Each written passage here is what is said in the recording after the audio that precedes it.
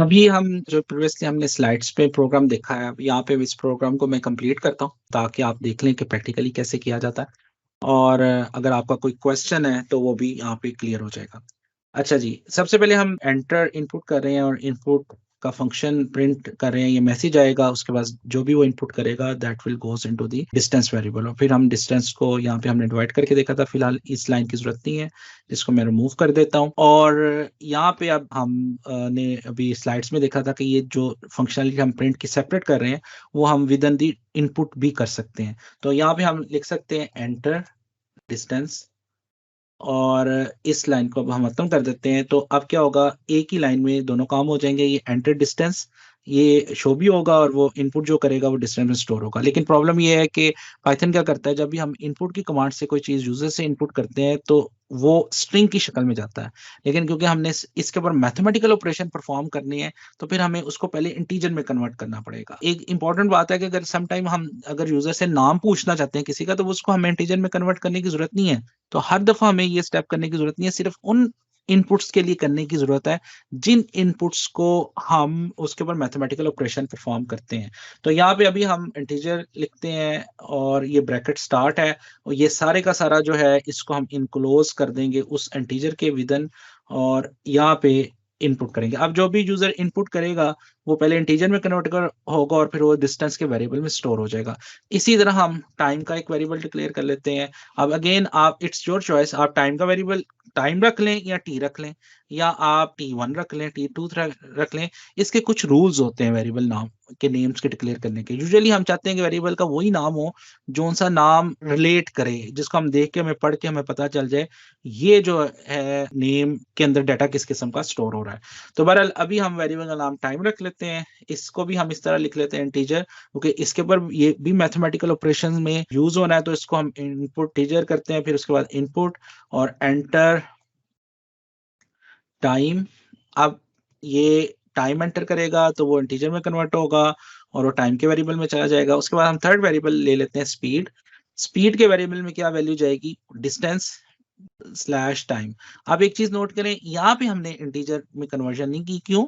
ये सिर्फ उस वक्त जरूरत होती है जब हम इनपुट से वैल्यू लेते हैं। वैसे पाइथन को मालूम है कि डिस्टेंस को जब टाइम से डिवाइड करेंगे उस वक्त ये इसकी जो वैल्यू आएगी वो इंटीजर या फ्लोट टाइप की होगी या डेसिमल टाइप की होगी। तो इसलिए जो स्पीड के अंदर जो वैल्यू जा रही है वो इंटीजर टाइप की जाएगी या फ्लोट टाइप की जाएगी। फ्लोट का मतलब ये होता है कि कोई वेरिएबल ऐसा जिसके अंदर पॉइंट्स की वैल्यू आए। तो अगर हम डिस्टेंस और वो कंप्लीटली पूरा पूरा डिवाइड ना हो रहा हो तो उस वक्त ये वाली वैल्यूज पॉइंट्स में जाएंगी।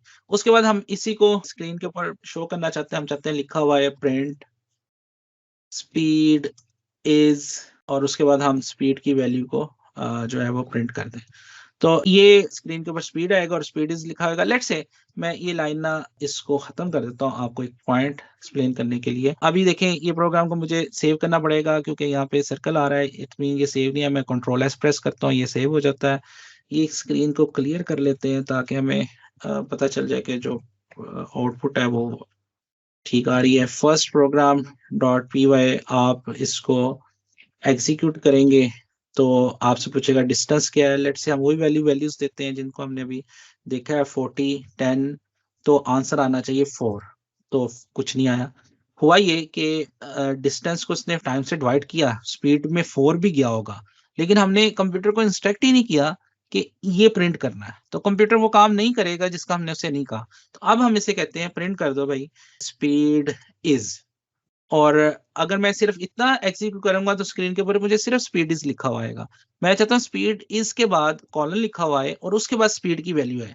तो मैं यहाँ पे मैं स्पीड लिख दूंगा कोमे के साथ। और अब मैं दोबारा प्रोग्राम को एग्जीक्यूट करता हूँ इस तरह 40, और उसके बाद हम 4 करते हैं। तो आप देखें इसका आंसर स्पीड इज 410 आ रहा है। तो अब लेट्स से समटाइम हम अक्सर बच्चे स्टूडेंट जो है वही गलती कर देते हैं कि यहाँ पे स्पीड लिखा है और यहाँ पे वो डबल कोट्स में स्पीड लिख देते हैं। तो वो क्या होगा, अब अगर ये मैं प्रोग्राम एग्जीक्यूट करता हूँ तो पहली वाली लाइंस तो वही काम कर रही हैं जो पहले कर रही थी। मैं 40 एंटर कर रहा हूँ, 10 एंटर कर रहा हूँ। तो अब मुझे लिखा हुआ आ रहा है स्पीड इज स्पीड, क्योंकि ये उसने एज इट इज शो कर दिया। लेकिन मैं चाहता हूँ इसकी वैल्यू शो हो जो मेमोरी में गई है। तो फिर मुझे इसको डबल कोट्स के बगैर लिखना पड़ेगा, और डबल कोट्स के बगैर लिखूंगा वो उसके बाद वो हमें शो करेगा जो उसके अंदर वैल्यू मेमोरी के अंदर होगी। तो होपफुली आपका 2-3 कॉन्सेप्ट इस सारे से क्लियर होने चाहिए कि इनपुट कैसे लेते हैं पाइथन में। इनपुट हमेशा स्ट्रिंग में आती है। नंबर 3 पे इनपुट को हमें इंटीजर, अगर हमें उसे मैथमेटिकल ऑपरेशन परफॉर्म करना है तो इंटीजर में कन्वर्ट करना पड़ेगा।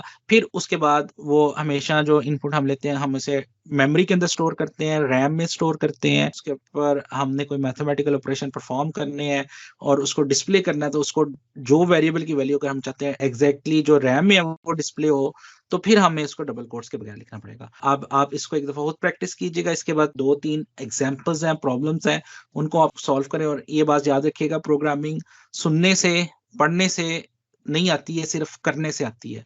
तो इसकी प्रैक्टिस करने की भरपूर कोशिश करें, और अगर आपका कोई क्वेश्चन हो तो जो हमारे अवेलेबल मेथड्स हैं उसके थ्रू आप हमें अप्रोच कर सकते हैं।